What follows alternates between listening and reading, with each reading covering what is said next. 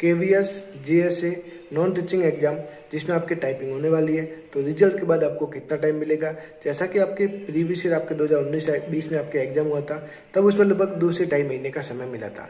तो अब की बार आपको ऐसी गलती नहीं करनी है। आपको 2 से 2.5 महीने का समय का आपको वेट नहीं करना है। आपको अभी से लगभग प्रैक्टिस करते रहना है, क्योंकि रिजल्ट आने के बाद कुछ कह नहीं सकते कि आपको 1 महीने के अंदर भी आपकी टाइपिंग हो सकती है।